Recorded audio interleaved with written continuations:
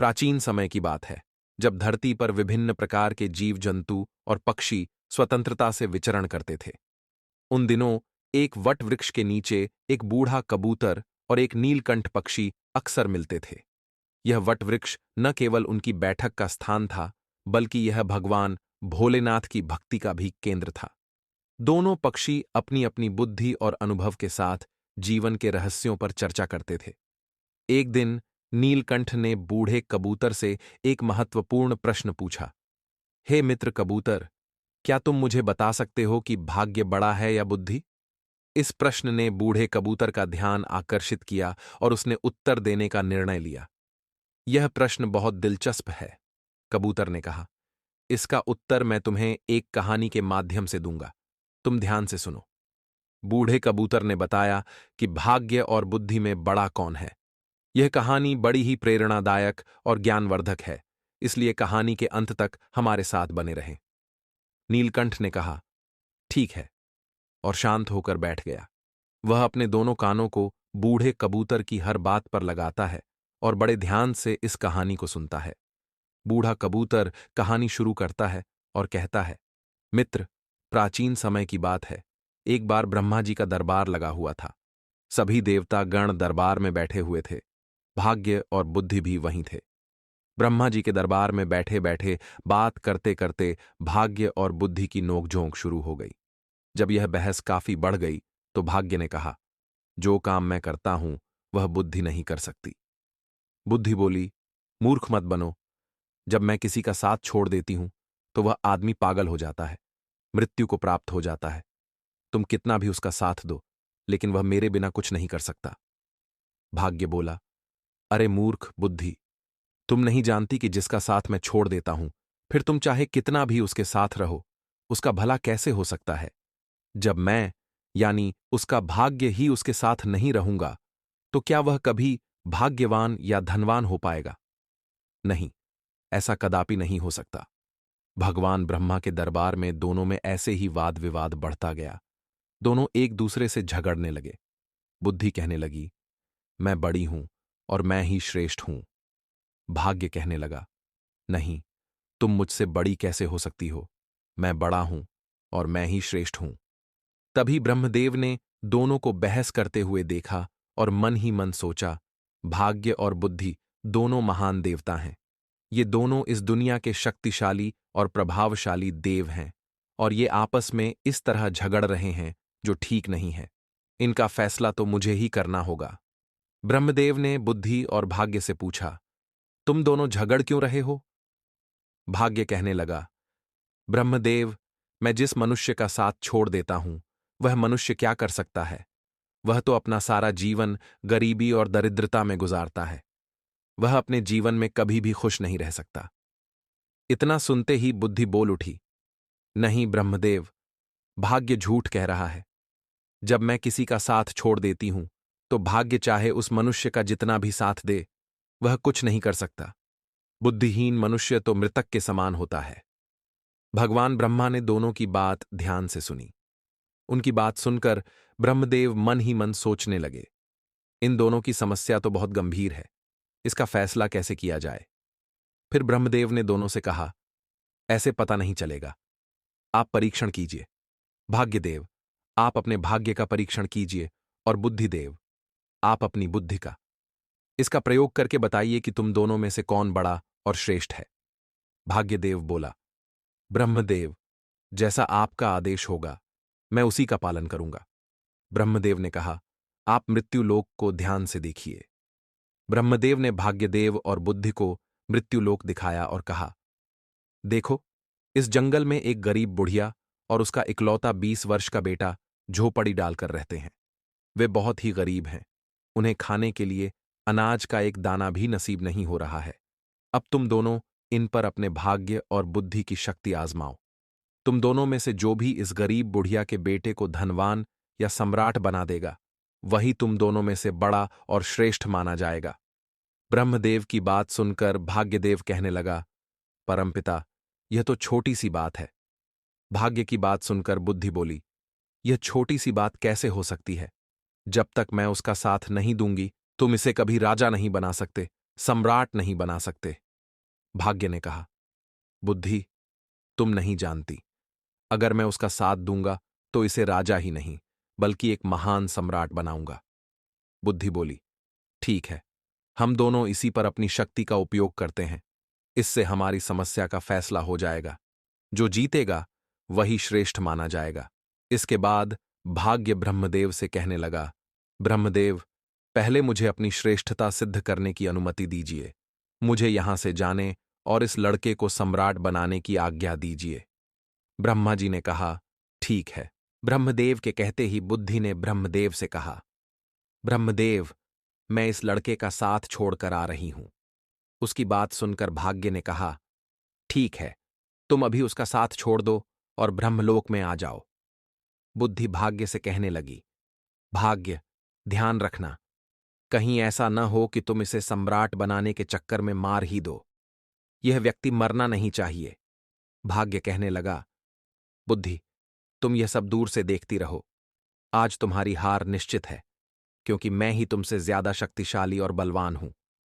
बुद्धि बोली, ठीक है, मैं अभी इसी समय इस लड़के का साथ छोड़ रही हूं। ऐसा कहकर बुद्धि ने उसका साथ छोड़ दिया। बुद्धि के साथ छोड़ते ही वह लड़का अपनी शुद्ध बुद्धि खो बैठा, एक निर्गुणी बनकर रह गया, पागल और मूर्ख बन गया। अब भाग्य अपना काम करना शुरू करता है। वह देखता है कि उस व्यक्ति के पास कुछ नहीं है। एक घास फूस की बनी हुई झोपड़ी है और केवल 3 बकरियां बंधी हुई हैं। लड़का उन बकरियों के खाने के लिए पेड़ पौधों की पत्तियां काटकर लाता है और उन्हें चराता है। वह पूरा दिन इसी में गुजार देता है। उसकी स्थिति देखकर भाग्य सोचता है, इसके पास पहनने के लिए अच्छे वस्त्र नहीं हैं, ना ही पैरों में पहनने के लिए जूते। अब मैं इसका साथ दे रहा हूं और इसे राजा बनाकर रहूंगा। भाग्य ने पासा पलटा। जिस रास्ते से वह चरवाहा निकल रहा था, उसी रास्ते में भाग्य ने एक सुंदर सोने के जूतों की जोड़ी रख दी। लड़के का ध्यान उन जूतों पर गया, पर वह उन्हें पहचान नहीं पाया कि यह सोने के जूते हैं। उसे तो बस पैरों में पहनने के लिए जूते चाहिए थे, इसलिए उसने वे सोने के जूते पहन लिए और सोचने लगा, चलो, जूते तो मिल गए, इससे मेरा बहुत काम चल जाएगा। अब जंगल से चारा लाते और बकरियों को चराते समय मेरे पैरों में कांटे नहीं लगेंगे। उन जूतों को पहनकर वह अपने घर आ जाता है। प्रतिदिन उसकी यही दिनचर्या चलती रही। वह जंगल में बकरियों को चराने जाता और जंगल से पेड़ पौधों की पत्तियां काटकर लाता और बकरियों को चराता रहता था। उसकी माता की बुद्धि भी समाप्त हो गई थी, क्योंकि बुद्धि उसे भी छोड़कर चली गई थी। भाग्य ने तो उस चरवाहे का खूब साथ दिया, लेकिन उसके जीवन में कोई बदलाव नहीं आया। भाग्य सोचने लगा कि मैंने तो इसे सम्राट बनाने का संकल्प लिया है, परंतु यह तो मुझे मूर्ख या पागल दिखाई देता है। इसका व्यवहार तो पागलों और मूर्खों की तरह हो गया है। यह सब देख रही बुद्धि ने भाग्य से कहा, क्या तुम नहीं जानते कि मैंने उसका साथ छोड़ दिया है? जब मैं किसी व्यक्ति का साथ छोड़ देती हूं तो वह ऐसा ही व्यवहार करता है। भाग्य बुद्धि से कहने लगा, मैं भी देखता हूं कि तुम क्या कर सकती हो। अब तुम भी देखोगी कि मैं क्या कर सकता हूं। उस देश के नजदीक ही एक राजा चंद्रसेन था, जिसका एक सौदागर था। वह अलग अलग देशों और स्थानों पर जाकर व्यापार करता था। उस सौदागर के पास व्यापार करने के लिए कुछ ऊंट थे, जिन्हें वह पीतल लाद कर ले जाता था और दूसरे देश में जाकर व्यापार किया करता था। एक दिन वह सौदागर उसी जंगल से गुजर रहा था, जहां पर वह चरवाहा अपनी बकरियां चराता था। सौदागर ऊंट लेकर जा रहा था, तभी रास्ते में उसकी नजर उस चरवाहे के पैरों पर पड़ी। सौदागर ने देखा कि इस चरवाहे के पैरों में तो सोने के जूते हैं और यह इनकी कोई कदर नहीं कर रहा है। इसे देखकर लगता है कि यह सोने के जूतों के बारे में शायद जानता भी नहीं है। सौदागर अपने ऊंट से नीचे उतरकर उस चरवाहे से पूछने लगा, भाई, तुम यह जूते कहां से लाए हो? उस चरवाहे ने उस सौदागर को बताया, ये जूते मुझे इस जंगल में रास्ते पर पड़े हुए मिले थे। सौदागर ने उस चरवाहे से पूछा, क्या तुम इन जूतों को बेचना चाहोगे? तो उस चरवाहे ने कहा, जरूर, बेच दूंगा। इन्हें पहनते पहनते मुझे बहुत समय हो गया है, लेकिन यह टूटते या फटते बिल्कुल भी नहीं है। यह तो काफी समय से ऐसे ही हैं। व्यापारी ने चरवाहे से कहा, ये जूते मुझे बेच दो। इन जूतों के बदले में जो चाहो मुझसे वह ले लो। उस चरवाहे ने व्यापारी से कहा, मुझे इन जूतों के बदले में ज्यादा कुछ नहीं चाहिए, सिर्फ 1 मन अनाज चाहिए, जिससे मुझे और मेरी माता को 2 समय का भोजन प्राप्त हो जाए। हम तो भूखे मरते हैं। उसने सौदागर को वह सोने के जूते 1 मन अनाज के बदले ही दे दिए। सोने के जूते पाकर वह सौदागर बहुत खुश हो गया। वह सौदागर उस चरवाहे को 1 मन अनाज देकर चला जाता है। तब बुद्धि भाग्य से कहने लगी, भाग्य, देखते नहीं कि तुम्हारे जूते तो 1 मन अनाज के बदले में बिक गए। तुम समझ रहे हो ना, तुम्हारे सोने के जूते 1 मन आटे में जा रहे हैं। भाग्य ने बुद्धि की बात सुनकर कहा, बुद्धि, तुम चिंता मत करो। मैं जिसका साथ देता हूं उसे कोई भी राजा बनने से नहीं रोक सकता। मैं इसे एक महान सम्राट बनाकर ही रहूंगा। बुद्धि कहने लगी, भाग्य, तुम मेरे बिना कुछ नहीं कर सकते। देखना, तुम इसे अवश्य मार दोगे। यह बेचारा कहीं राजा बनते बनते मर न जाए। भाग्य ने कहा, बुद्धि, तुम कैसी बातें कर रही हो? देखना, अब मैं क्या करता हूं। और इतना कहकर भाग्य फिर से उस व्यक्ति के पास आता है। भाग्य ने दूसरे सोने के जूतों की जोड़ी, जो सोने, चांदी और जड़ाऊ हीरों से जड़ी हुई थी, उसी रास्ते पर रख दी जिस मार्ग से चरवाहा बकरियों के लिए पत्ते लेने जंगल से जा रहा था। उस चरवाहे को फिर से सोने के जूते मिले तो वह बड़ा प्रसन्न हो गया। उधर सौदागर पहले वाले सोने के जूतों पाकर बहुत खुश था। चलते चलते वह सोचने लगा, क्यों न मैं इन्हें अपने राजा को भेंट करूं, ताकि महाराज प्रसन्न होकर मुझे कुछ इनाम दें। यह सोचकर वह सौदागर सोने के जूतों को लेकर महाराज चंद्रसेन के महल में गया। राज दरबार में जाकर उसने वह सोने के जूते राजा को दे दिए और कहने लगा, महाराज, यह स्वर्ण जूते मैं खास तौर पर आपके लिए लेकर आया हूं। यह जूते अद्भुत हैं। ऐसे जूते तो हमारे महाराज के पास होने चाहिए थे। महाराज चंद्रसेन जूतों को देखकर बहुत प्रसन्न हुए। सोने के सुंदर जूते देखकर उन्हें ऐसा लग रहा था कि जैसे ये जूते देवलोक से आए हों और देवताओं ने इन्हें बनाया हो, मानो स्वयं विश्वकर्मा ने इन्हें बनाया हो। इतने सुंदर जूते देखकर वह खुश हो गए और अपने मंत्री से कहने लगे, सौदागर को 15 सहस्त्र स्वर्ण मुद्राएं इनाम में दे दी जाएं। राजा चंद्रसेन ने उस सौदागर को 15,000 स्वर्ण मुद्राएं इनाम में दिलवा दी। इतनी ज्यादा स्वर्ण मुद्राएं पाकर सौदागर बहुत खुश हो गया और अपने व्यापार को बढ़ाने की सोचने लगा। उसके बाद वह दोबारा अपने ऊंटों पर पीतल लादकर दूसरे देश में व्यापार के लिए चल पड़ा। वह सौदागर अपने व्यापार के लिए उसी जंगल से होते हुए जाता था जहां वह चरवाहा अपने पशुओं को चराता था और अपनी माता के साथ रहता था। इस बार भी उसी जगह से जा रहा था और संयोगवश चरवाहा भी वहीं पर अपनी बकरियों को चरा रहा था। जंगल में अपने सामने उस चरवाहे को दोबारा देखकर वह सौदागर खुश हो गया। उसने फिर से उस चरवाहे के पैरों की ओर देखा। उसके पैरों में दूसरी जोड़ी स्वर्ण जूते देखकर उसने सोचा, इसके पास तो और सोने के जूते आ गए। ना जाने यह कहां से ऐसे जूते लेकर आता है।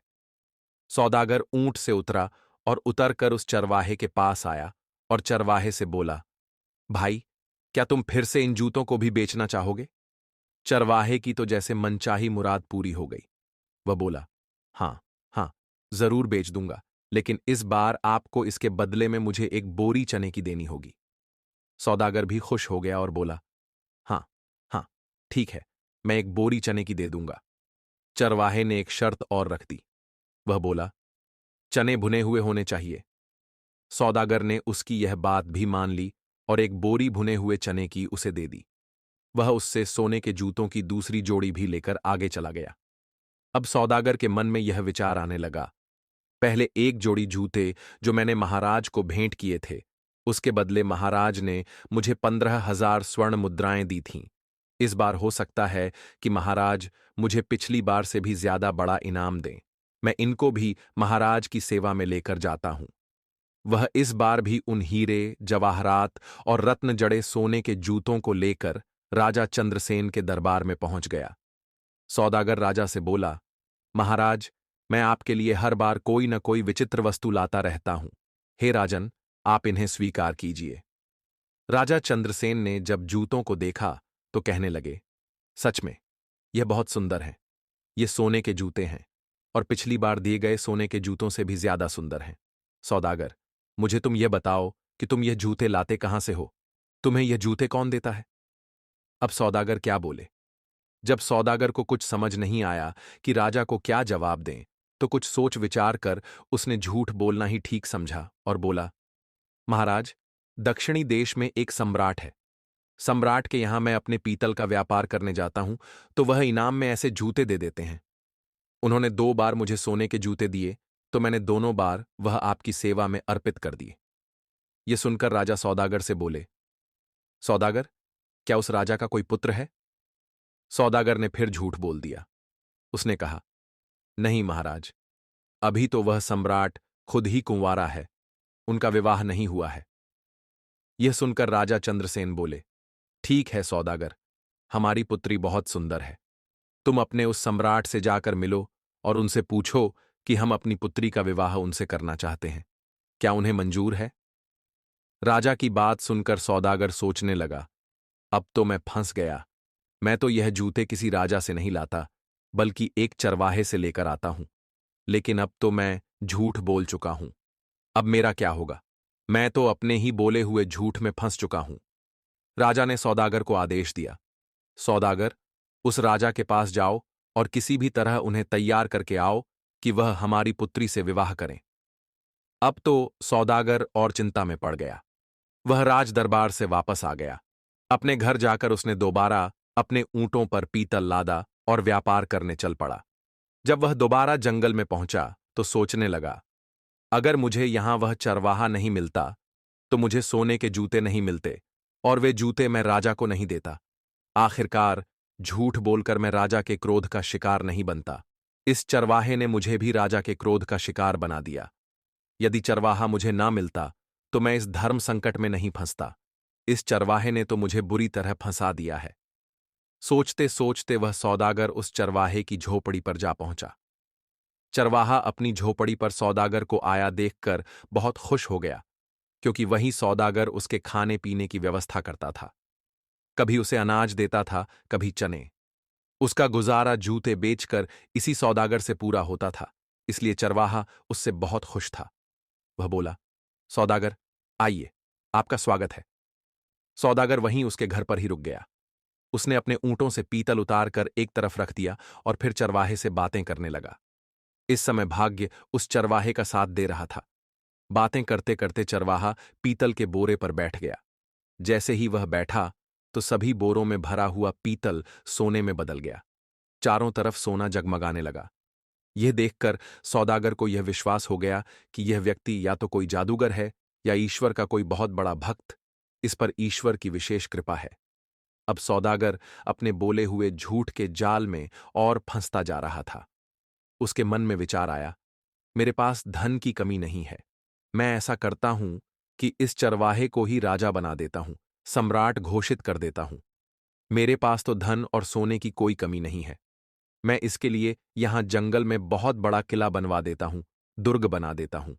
उस दुर्ग का मालिक इसे बना दूंगा और मैं उसका मंत्री बन जाऊंगा। यहां के जो जागीरदार हैं, उनसे बहुत सारी जमीन खरीद लूंगा। इस महीने के 2 महीने बाद राजा के पास जाऊंगा और बता दूंगा कि यही सम्राट है। अब सौदागर षड्यंत्र रचने लगा। भाग्य बुद्धि से कहने लगा, बुद्धि, तुम देखती जाओ कि मैं क्या करता हूं। देखना, यही सौदागर अब चरवाहे को सम्राट बनाएगा।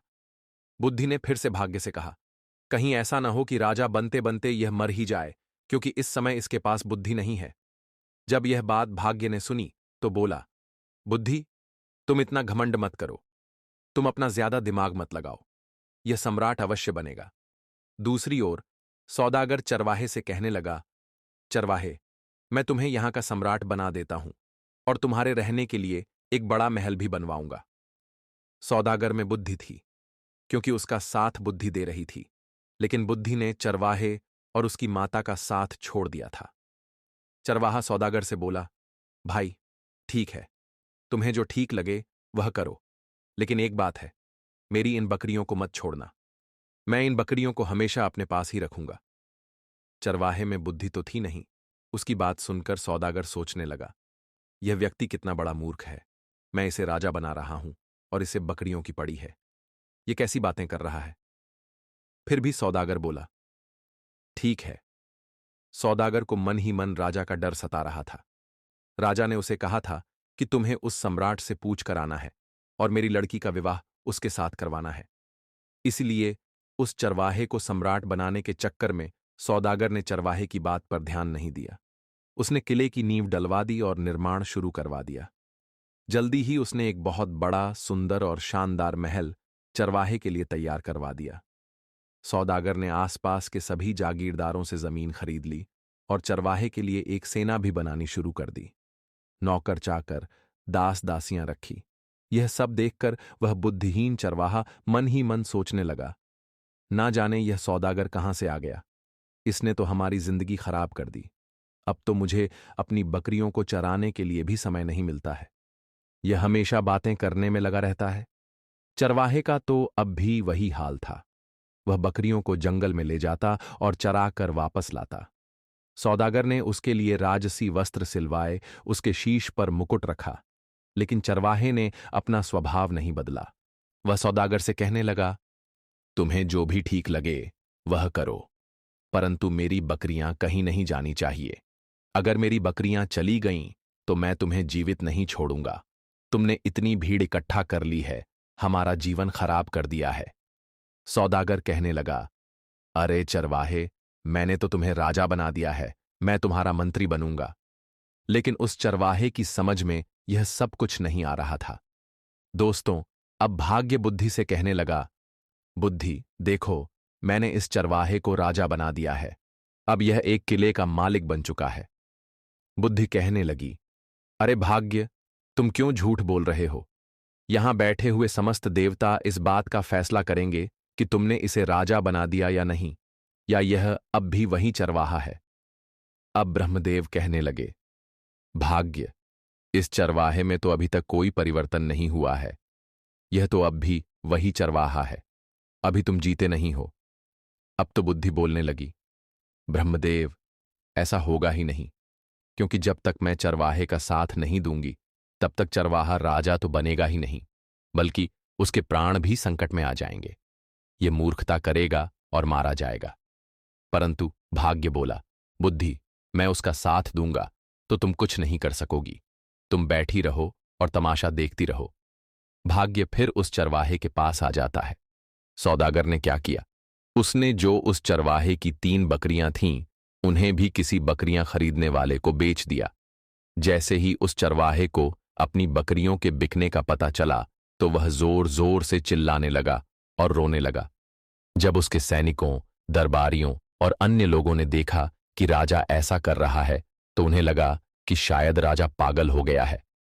अब सौदागर ने उस चरवाहे को समझाया, तुम ऐसा क्यों कर रहे हो? तुम ऐसी मूर्खता क्यों कर रहे हो? यह तो 3 बकरियां थीं। मैं तुम्हें ऐसी बहुत सी बकरियां दिलवा दूंगा। सौदागर की यह बात सुनकर चरवाहा मान जाता है और वह सौदागर के पीछे पड़ गया। चलिए, मुझे आज ही बकरियां खरीद कर दीजिए। सौदागर उस चरवाहे से कहने लगा, देखो भाई, अब तुम सम्राट बन गए हो, राजा बन गए हो। तुम ऐसी छोटी छोटी बातें क्यों करते हो? बच्चों जैसी बातें मत करो। मैं तो तुम्हारा विवाह करवाऊंगा। अपनी माता से पूछो, हमारे यहाँ के राजा चंद्रसेन, उनकी पुत्री बहुत ही सुंदर है, उनसे तुम्हारी शादी करवाऊंगा। लेकिन चरवाहे में तो बुद्धि ही नहीं थी। वह सौदागर से कहने लगा, तुम मेरा क्या विवाह करवाओगे? और उसकी माता भी कहने लगी, अब विवाह से क्या होगा? हमारी जिंदगी को तो तूने खराब कर ही दिया है। तुमने हमें इतनी भीड़ भाड़ में लाकर पटक दिया है। कहाँ हम इतनी शांति से रहते थे, अपनी बकरियां चराते थे और अपनी झोपड़ी में मजे से रहते थे। अब सौदागर सोचने लगा, ये दोनों मां बेटा पागल हैं। अब मैं क्या करूं? ऊपर से उसे महाराज चंद्रसेन का डर सता रहा था। उसके मन में यही विचार आ रहा था कि इनकी सहायता तो मुझे करनी ही पड़ेगी। तब तक 6 महीने का समय पूरा हो गया। अब सौदागर अपने देश में महाराज चंद्रसेन के पास पहुंचा। महाराजा से कहने लगा, महाराज, अब आप अपने नाई और पंडित को भेज दीजिए। मैंने अपने सम्राट को मना लिया है। वह आपकी लड़की से शादी करने के लिए तैयार है। यह सुनकर राजा चंद्रसेन ने नाई और ब्राह्मण को बुलाया और उन्हें सौदागर के साथ सम्राट के पास भेज दिया। सौदागर उन्हें लेकर चला और चरवाहे के महल में पहुंचा। वहां उसने चरवाहे को राजसी वस्त्र पहनाए। चरवाहा सौदागर से बोला, यह तुम क्या कर रहे हो? क्या ऐसे भी कहीं विवाह होते हैं? सौदागर ने जवाब दिया, अब तुम चुप रहो, बिल्कुल भी मत बोलना, नहीं तो महाराज चंद्रसेन तुम्हें और मुझे दोनों को फांसी की सजा दे देंगे। ध्यान रखना, अब तुम्हें एक शब्द भी नहीं बोलना है। सौदागर के मुंह से फांसी की बात सुनकर चरवाहा बुरी तरह डर गया और चुपचाप उसकी बात मान गया। राजा के नाई और ब्राह्मण ने उसकी सगाई कर दी और शुभ मुहूर्त देखकर विवाह का दिन तय कर दिया। उन्होंने चरवाहे से कहा, आपको इस दिन बारात लेकर महल आना है। इसके बाद नाई और ब्राह्मण वापस अपने देश लौट गए। महल पहुंचने पर राजा ने उनसे पूछा, सम्राट कैसा है? नाई और ब्राह्मण बोले, महाराज, उसके पास तो किसी चीज की कमी नहीं है, उसके खजाने भरे पड़े हैं, वह तो बहुत ही महान और संपन्न राजा लगता है। यह सुनकर राजा चंद्रसेन बहुत प्रसन्न हुए और उन्होंने भी विवाह की तैयारियां शुरू कर दीं। धीरे धीरे समय बीतता गया और विवाह का शुभ दिन भी आ पहुंचा। विवाह के दिन सौदागर ने चरवाहे को सजाया, दूल्हा बनाया और उसे एक सुंदर रथ में बैठाकर बारात लेकर चल पड़ा। इधर सौदागर चरवाहे को शादी के लिए ले जा रहा था, उधर भाग्य बुद्धि से कहने लगा, देखो बुद्धि, अब मैं उसका विवाह भी राजा की पुत्री से करवा रहा हूं। बुद्धि मुस्कराकर बोली, भाग्य, बस देखते जाओ, तुमने अभी अभी उसकी मृत्यु का षड्यंत्र रचा है। तुम्हें खुद ही पछतावा होगा कि तुमने यह क्या कर दिया है। यह चरवाहा तुम्हारे ही जाल में फंस चुका है। तुम इसे राजा बनाने की बात कर रहे हो, पर अब यह अपने प्राण खो देगा। भाग्य बोला, बुद्धि, जब मैं उसका साथ दे रहा हूं तो तुम क्यों चिंतित हो रही हो? बस देखती रहो मैं क्या करता हूं। कुछ दिन की यात्रा के बाद चरवाहे की बारात राजा चंद्रसेन के नगर में पहुंच गई। राजा ने जब देखा कि बारात आ चुकी है तो वह अपने मंत्रियों के साथ ढेर सारे उपहार लेकर बारात का स्वागत करने नगर के द्वार की ओर चल पड़ा। दूसरी ओर जब चरवाहे ने देखा कि सामने से ढाल और तलवार लेकर कोई राजा सेना के साथ आ रहा है तो वह बुरी तरह डर गया और रथ से उतरकर भागने लगा। चरवाहे को भागते देख सौदागर ने सोचा, यह तो पक्का मुझे मरवाएगा। वह भी रथ से उतरकर उसे पकड़ने दौड़ा और आखिरकार पकड़ लिया। सौदागर ने उसे समझाया, अगर तुम ऐसे भागोगे तो राजा तुम्हें भी मारेगा और मुझे भी। तुम्हें डरने की जरूरत नहीं है। चरवाहा घबराया हुआ बोला, ठीक है, लेकिन तुम्हें हर समय मेरे साथ रहना पड़ेगा, सौदागर ने कहा। इस पर वह चरवाहा सौदागर के साथ वापस लौट आया। उसने सौदागर से पूछा, यह राजा तो तलवार लेकर आ रहा है, कहीं हमें काट न डाले। सौदागर ने कहा, चिंता मत करो, वह तुम्हें कुछ नहीं कहेगा। तुम्हारा विवाह होगा, तुम्हें दुल्हन मिलेगी, डरने की कोई बात नहीं है। यह सुनकर चरवाहा फिर से अपने रथ पर बैठ गया। राजा ने जब चरवाहे को देखा तो उसे यह नया सम्राट बहुत सुंदर और प्रभावशाली प्रतीत हुआ। उसने बारात का भव्य स्वागत किया। सौदागर, जैसा उसने वादा किया था, हर जगह चरवाहे के साथ साथ चल रहा था। जब विवाह मंडप में जाने का समय आया तो सौदागर धर्म संकट में पड़ गया, क्योंकि वहां भी उसे उसके साथ जाना पड़ा। वह चुपचाप मंडप में पीछे जाकर बैठ गया। राजा चंद्रसेन ने पूछा, सौदागर, तुम इसके साथ साथ क्यों रहते हो? सौदागर ने उत्तर दिया, महाराज, मैं इनका मंत्री हूं, इन्होंने मुझे अपना मंत्री बनाया है। राजा ने अपनी पुत्री का विवाह उस चरवाहे से कर दिया। इस प्रकार तय दिन पर विवाह संपन्न हो गया। विवाह के बाद राजा ने अपने दामाद को महल का ही एक भाग दे दिया। राजा का कोई पुत्र नहीं था, इसलिए वह चाहता था कि उसका दामाद यहीं रहे और आगे चलकर सिंहासन संभाले। सौदागर को महल में एक अलग स्थान दे दिया गया, लेकिन वह मन ही मन डर रहा था कि कहीं चरवाहा सच्चाई न खोल दे। उधर चरवाहा बहुत प्रसन्न था। यह देखकर बुद्धि मुस्कुरा दी। भाग्य ने कहा, देखती रहो, मैंने इसका विवाह राजकुमारी से करवा दिया है। अब यह चरवाहा सम्राट बनने ही वाला है। बुद्धि बोली, अरे भाग्य, तुम क्यों बेवकूफ बन रहे हो? तुम जानते हो कि इसे कुछ भी नहीं पता, न राजा क्या होता है, न विवाह का मतलब। ये तो कुछ भी नहीं जानता। इसकी मृत्यु अब निकट है, यह मरने वाला है।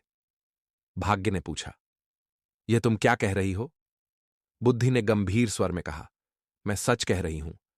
जब मैंने इसका साथ छोड़ा था तब से यह मरा हुआ ही है, क्योंकि बुद्धिहीन व्यक्ति तो वैसे भी मृतक के समान होता है।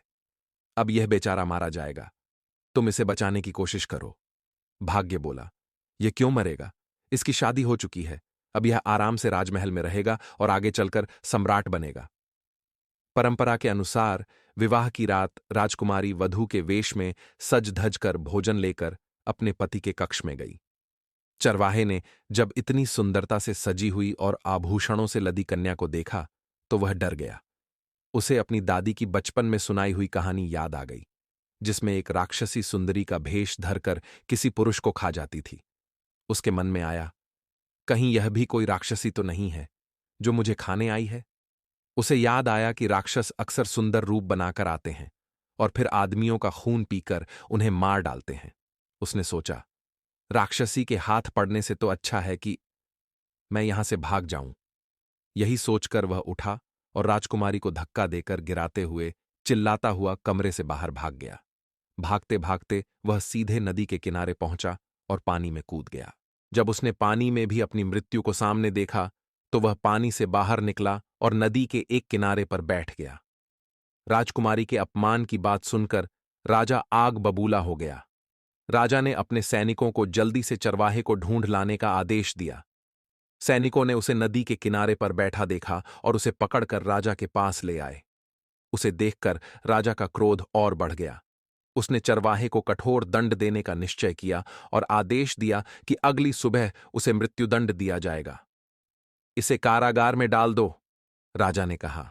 यह सब भाग्य अपनी आंखों से देख रहा था और अपना माथा ठोक रहा था, सोचते हुए, यह तो बिल्कुल मूर्ख निकला। मूर्ख ने मेरी सारी योजना ही चौपट कर दी। तभी बुद्धि मुस्कुराते हुए उनके पास आई। बुद्धि ने भाग्य से कहा, आखिर तुम हार ही गए। देख लिया तुमने, तुम्हारे लाख कोशिश करने से भी वह राजा नहीं बन सका। अब यह आदमी सजा पाने वाला है। बुद्धि ने फिर भाग्य से कहा, देखा भाग्य, बुद्धि के बिना वह मारा जाने वाला है। अब बोलो, क्या कहते हो? निराश होकर भाग्य बोला, अगर तुम इस आदमी को बचा लो तो मैं हार मान लूंगा। बुद्धि हंसते हुए बोली, तो ठीक है, अब मेरा कमाल देखो। देखो मैं इसे कैसे बचाती हूं। यह कहकर बुद्धि ने चरवाहे में प्रवेश किया। जैसे ही बुद्धि ने चरवाहे में प्रवेश किया, चरवाहा अपने बचाव के लिए नई नई तरकीबें सोचने लगा। अगले दिन जब चरवाहे को मृत्युदंड के लिए राजा के सामने पेश किया गया तो उसने कहा, महाराज, आप मेरे ससुर हैं। क्या मैं आपसे पूछ सकता हूं कि आप मुझे किस अपराध में मृत्युदंड देने जा रहे हैं? राजा बोला, तुमने मेरी पुत्री का तिरस्कार करके मेरा घोर अपमान किया है और इसके लिए तुम्हें दंड दिया जाएगा। तब चरवाहा बोला, राजन, मेरे कुल में यह मान्यता है कि विवाह के बाद पहली रात यदि किसी व्यक्ति की जानकारी में कोई नदी में डूबकर मरे तो वह वधू विधवा हो जाती है या संतानहीन रह जाती है। जब आपकी पुत्री कमरे में आई तभी नदी से बचाओ बचाओ की आवाज मेरे कानों में पड़ी। मैं अपनी जगह से उठकर नदी पर गया ताकि डूबते हुए व्यक्ति को बचा सकूं। अगर यही मेरा दोष है तो आप मुझे अवश्य दंड दें। चरवाहे की बात सुनकर राजा बहुत प्रसन्न हुआ और उठकर उसे गले से लगा लिया। वह बोला, हमारे बाद तुम ही इस देश के राजा बनोगे। पिता पुत्री ने लज्जित होकर अपने असभ्य व्यवहार के लिए माफी मांगी और फिर तीनों खुशी खुशी महल के अंदर चले गए। उधर ब्रह्मा के दरबार में बुद्धि और भाग्य का फैसला हो चुका था। समस्त देवता बुद्धि की जय जयकार कर रहे थे। वे कह रहे थे, भाग्य, तुम कुछ नहीं कर सकते। जिसको बुद्धि का साथ नहीं मिलता वह कुछ नहीं कर सकता। बुद्धि मुस्कुराते हुए भाग्य की ओर देखी और भाग्य ने हंसकर कहा, मैं अपनी हार मानता हूं, तुम वास्तव में मुझसे बड़ी हो। साथियों, इस तरह नीलकंठ को भी अपने प्रश्न का उत्तर मिल चुका था और उसके बाद बूढ़ा कबूतर और नीलकंठ भोजन की तलाश में जंगल की ओर निकल पड़े। दोस्तों, उम्मीद है आपको कहानी अच्छी लगी होगी। यदि कहानी पसंद आई हो तो वीडियो को लाइक करके चैनल को सब्सक्राइब कर लेना, साथ में बेल आइकन भी दबा देना। मिलता हूं आपको एक और मजेदार कहानी के साथ। धन्यवाद। जय श्री कृष्णा।